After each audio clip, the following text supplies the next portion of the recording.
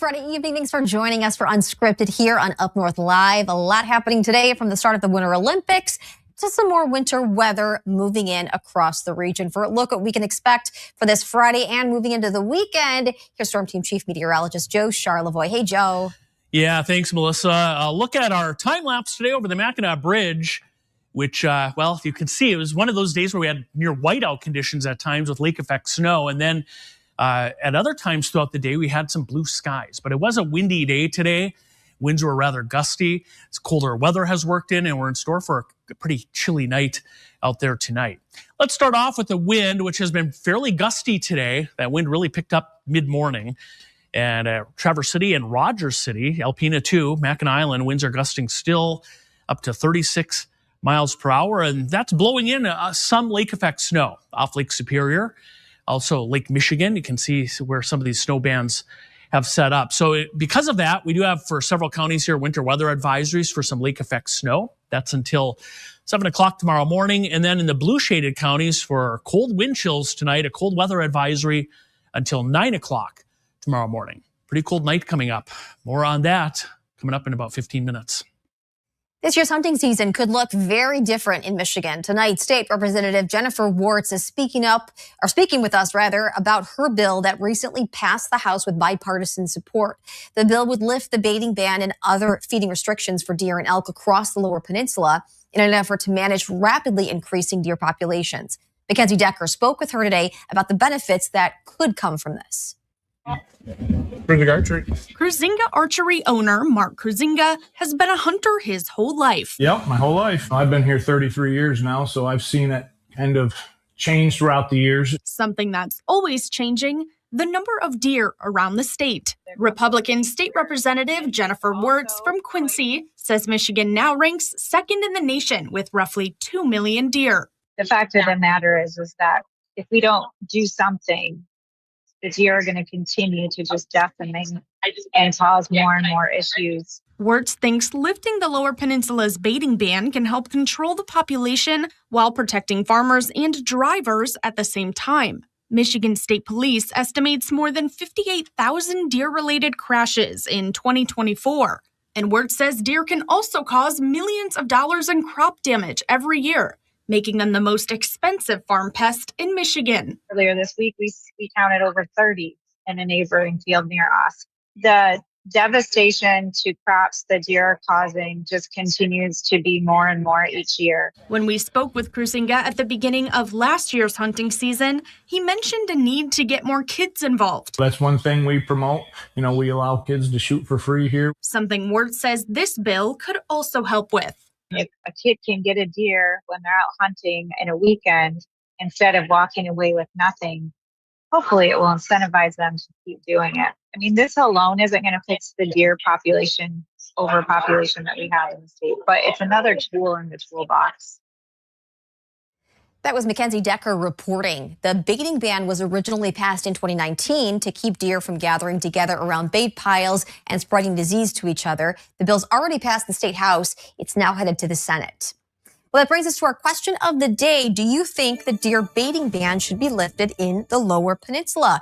Go to our website, UpNorthLive.com. You can vote in our poll.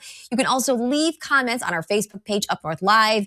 You can scan the QR code there right on your screen. And as always, we're going to check out those poll results and responses coming up at the end of the show.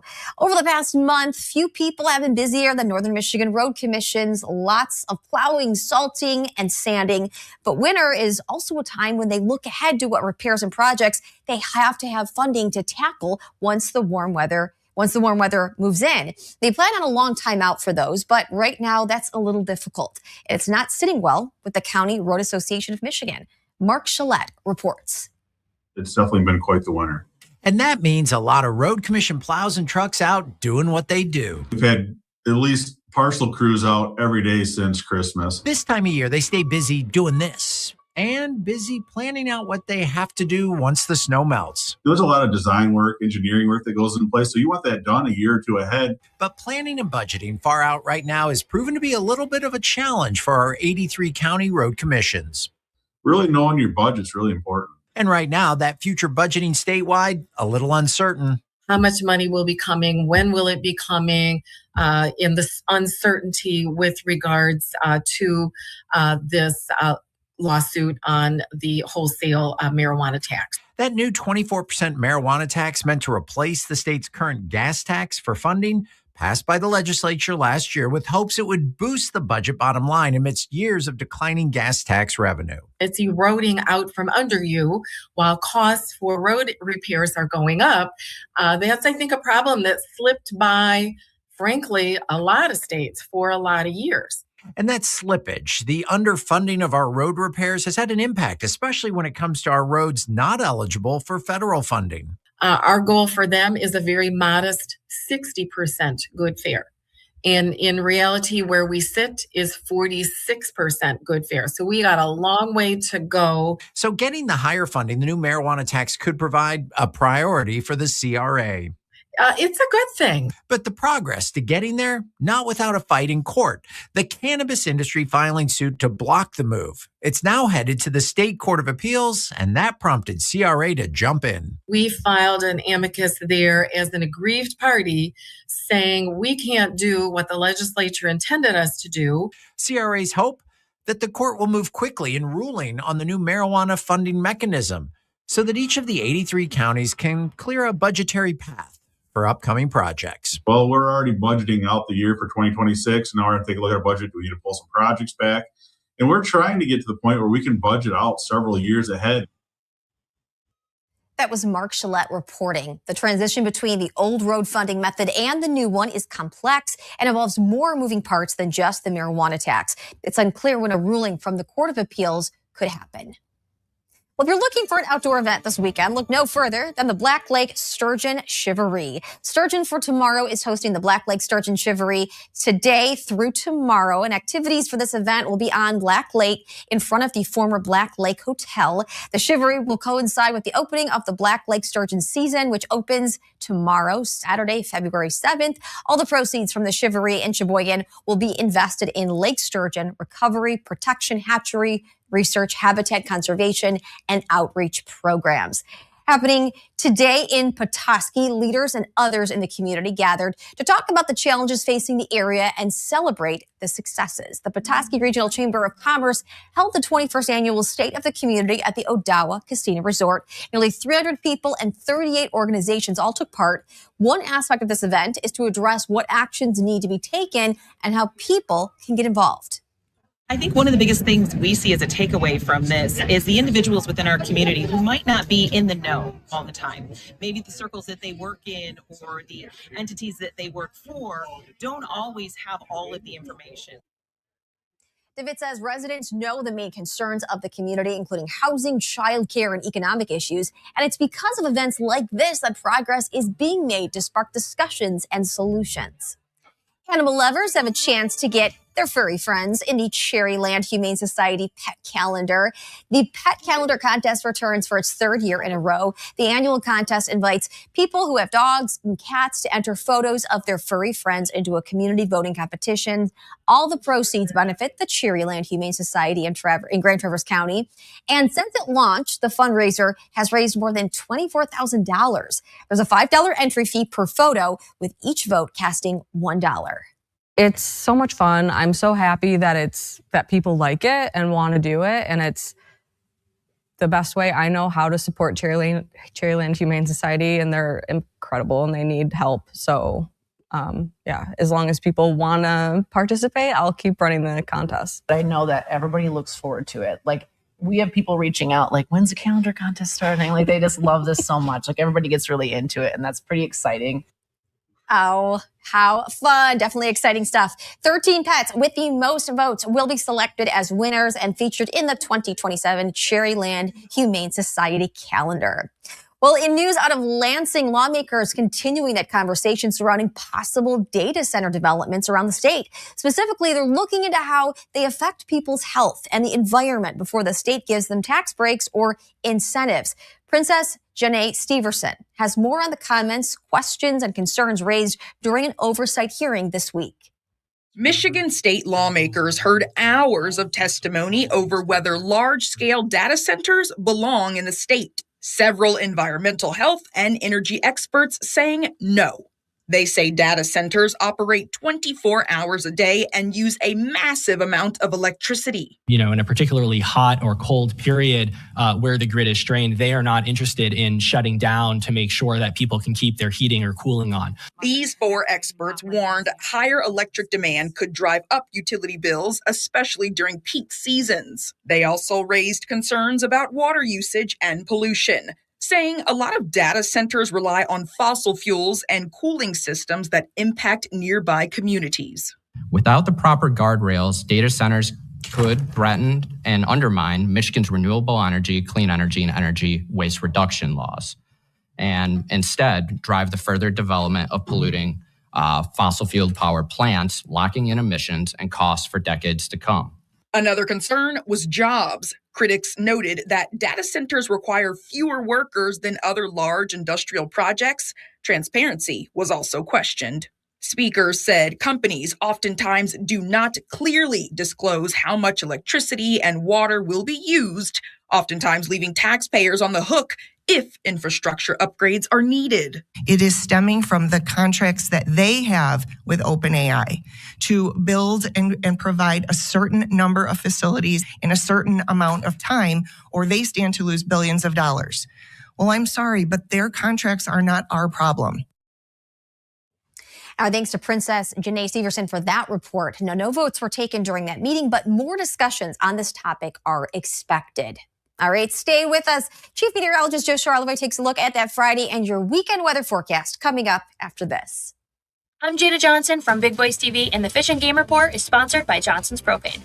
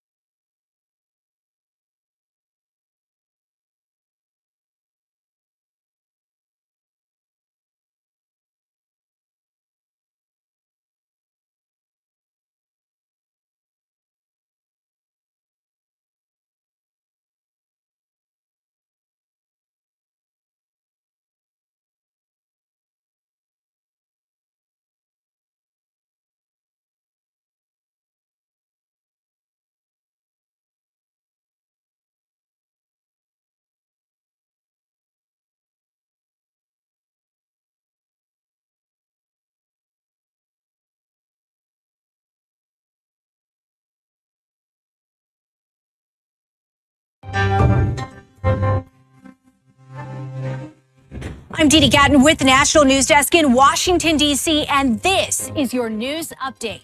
Abba Kush will now face American justice on American soil. We will prosecute this alleged terrorist to the fullest extent of the law. One of the primary accused participants in the 2012 attack on the U.S. compound in Benghazi that killed 4 Americans is now in custody. Today, DOJ officials announced Zubair al-Bakash had landed in the U.S., was indicted on 8 charges, and will be prosecuted. U.S. Attorney Jeanine Pirro said they'll continue to search for others involved in the attack. Plus, Iran's foreign minister says talks between the U.S. and Iran in Oman today were a very good start. U.S. representatives at the talks, U.S. envoy Steve Witkoff and Jared Kushner, did not immediately comment. The negotiations focused on Tehran's nuclear program months after the U.S. bombed Iran's uranium enrichment sites and with the backdrop of recent deadly protests in Iran. The University of Minnesota is being hit with a proposed fine of more than $14,000 because one of its wind turbines dismembered and killed a bald eagle. That's according to Fox News, which reports the turbine was funded by an Obama administration grant. Killing bald eagles is illegal without a permit. And that's your news update.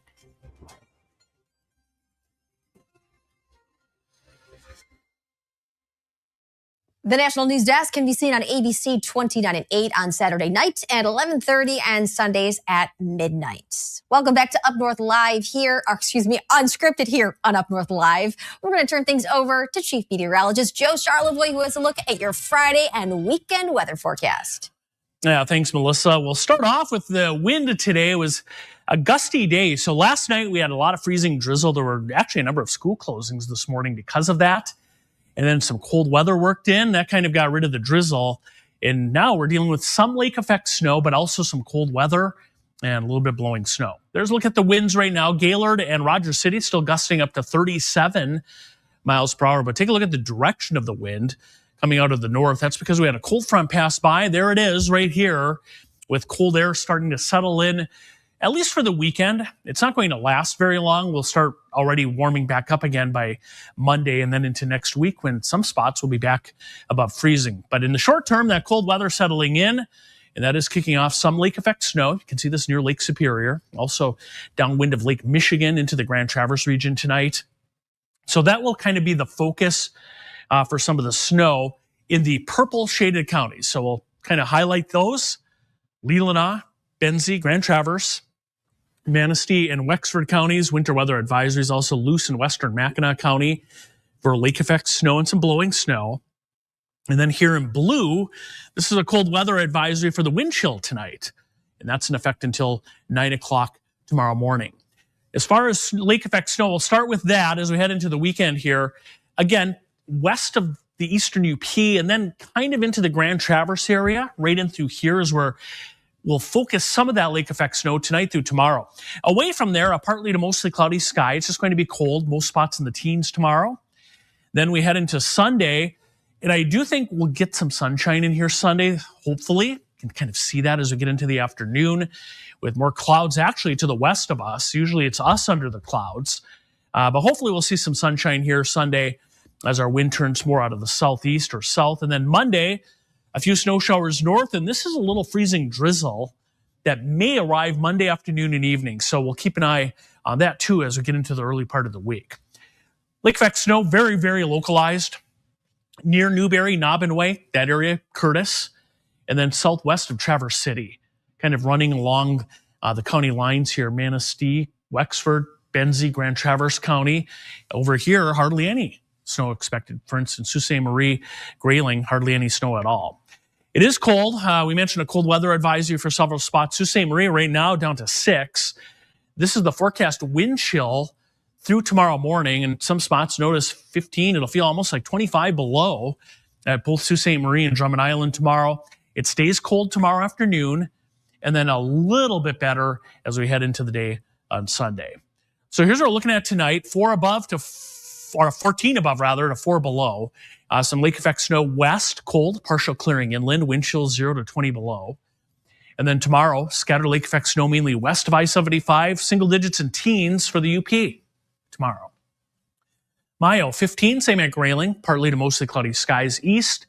Scattered lake effect snow as you head west, especially south and west of Traverse City tomorrow, including there perhaps around Benzonia. Some lake effect snow, a high there of 18. Manistee, 20, a few lake effect snow showers expected here, with Big Rapids, 19, forecast high there in Mecosta County. All right, the extended forecast, still chilly on Sunday, but we're back into the 20s and 30s Monday. Maybe a little freezing drizzle or some snow showers Tuesday, chance for a little snow, and then cloudy skies on Wednesday. Thanks, Joe. Coming up, sports director Harrison Beebe gives us a look ahead at tonight's hometown highlights.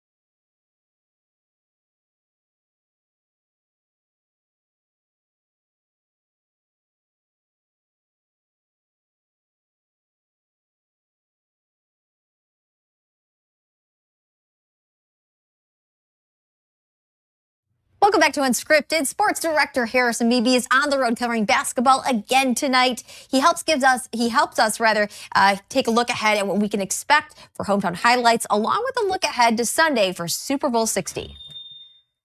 We are getting closer to tip-off for another Friday night of high school basketball and a quadruple header coming your way tonight during Sports at 11. It's our February 6th opening ceremonies edition of Hometown Highlights coming up on UpNorthLive News 11. Let's run down the big games. Traverse City Christian Boys Hoops has yet to lose a game this season. They're ranked top 10 in Division 4. Here comes a crosstown rival into their building. What's going to happen when Traverse City St. Francis takes on the Sabres? We'll find out in our lead game tonight. Plus, we got a Big North Conference girls basketball doubleheader. Traverse City Central ladies are at home taking on Cadillac Vikings, while up in the Sioux, the Blue Devils of Sault Ste. Marie hosting Gaylord, two great BNC matchups. And rounding out our coverage, the St. Francis girls are home in Traverse City taking on Mant. We'll get you those highlights and scores tonight at 11. Coming up on Super Bowl 60, just a few days away on NBC TV 7 4, 6:30 Sunday night between the Patriots and Seahawks. What's going to happen in this one? A lot of intrigue as to who is going to be the one hoisting up the Lombardi Trophy by the end of the night. We know these two teams are experienced in the Super Bowl. We know they played each other 11 years ago in the Super Bowl. The Patriots, of course, have 6 Super Bowl titles. The Seahawks have just the one from 2014. But we stress on the odds back at the beginning of the season when you looked at the 32 NFL teams. The Seahawks were the 19th favorite to make the Super Bowl. The Patriots, the 21st at 60 and 81 odds, respectively, to be in the big game. But here they are, the final two. All right, that'll do it for sports. I'm Harrison Beebe. Thanks, Harrison. Coming up, we'll take a look at the live results for our question of the day right after this.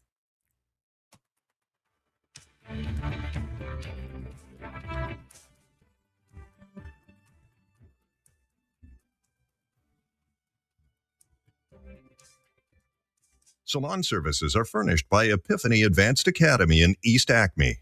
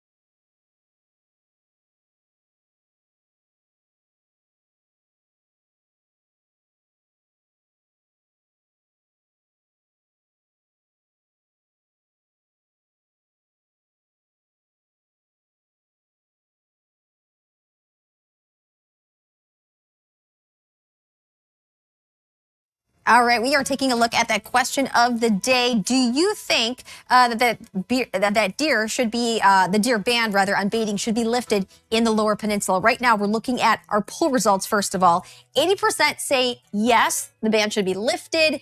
20% saying no. Switching over to our Facebook page, Up North Live, here's some of the comments that we have. Dago saying, not too many deer left in my area, so this would not be a good idea. Seth saying, does this mean I should pull all of my 55-gallon squirrel food spreaders and load them with deer food? That's a great question, Seth. Jacob says, I'm all for baiting, but where exactly is the overpopulation of deer in northern Michigan? Marty says, I've seen a lot of deer in the north. Jacob says, seen a lot in the woods. Mark saying 2-gallon limit in the UP only. You cannot put an apple out legally in the Lower Peninsula. Again, you can check out our Facebook page and our website, UpNorthLive.com. Thanks for tuning in tonight. We hope to see you back here for Up North Live News at 11. Have a fantastic night.